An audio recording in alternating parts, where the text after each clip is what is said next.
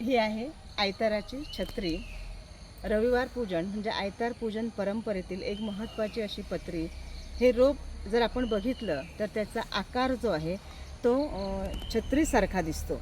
आणि दुसरं म्हणजे लोकमानसाने याला म्हणजे माड जसा दिसतो तशाच पद्धतीनं त्याचा आकारही असतो, म्हणून कोकोनट पाम असंही त्याला म्हटलं गेलेलं आहे. आता तुम्ही इथंच बघू शकता माडाचं झाड जे आहे त्याची जी सगळी झावळं जी आहेत ती झावळं आणि ह्या सगळ्यांचा आकार जर बघितला तर, आणि त्याला शास्त्रीय ज्ञान जे आहे ते बायोफायटम सेन्सिटिव्हम.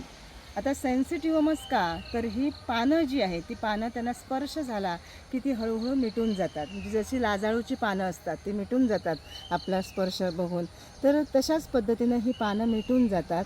परंतु लाजाळूचं झाड हे वेगळ्या कुळातील आहे आणि हे वेगळ्या कुळातील आहे. त्याला कोकोनट पाम म्हटलं जातं कारण पूर्णपणे माडाची प्रतिकृती जशी दिसते तसंच हे छोटंसं रोप जे आहे ते दिसतं.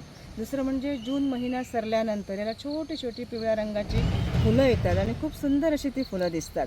आणखी याचं महत्त्वाचं एक वैशिष्ट्य म्हणजे औषधी गुणधर्मानं युक्त असलेलं अशा तऱ्हेचं हे रोपटं आहे.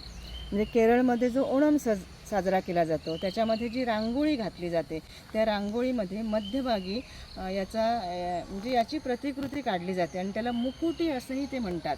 म्हणजे मुकुट घातल्यानंतर एखाद्या सगळ्या म्हणजे मंदिरात जर आपण किंवा एखादा देव आपण बघतो की मुकुट घातल्यानंतर राजा मुकुट घातल्यानंतर तो अतिशय शोभिवंत दिसतो.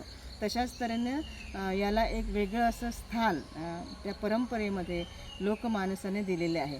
आणि छत्रीचा आकारही बघितला आपण तर छत्रीचा आकार आणि आपल्या लोकपरंपरेमध्ये म्हणा का धार्मिक सांस्कृतिक समाज जीवनामध्ये सुद्धा छत्र जे आहे त्याला महत्त्वाचा सन्मान देण्यात आलेले आहे. म्हणजे मंदिर परंपरेमध्ये जेव्हा वेगवेगळे उत्सव साजरे केले जातात तेव्हा हे छत्र आपण बघतो देवाच्या एकदम म्हणजे शिरोभागी असलेलं.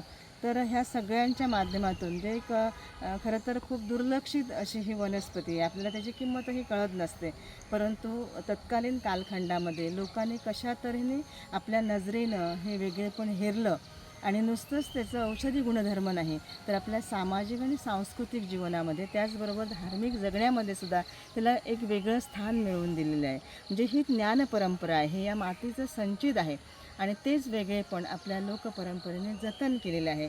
म्हणून ह्या सगळ्या जर आकार बघितला तर आपल्याला निश्चितपणे त्याची जाणीव होताना दिसते.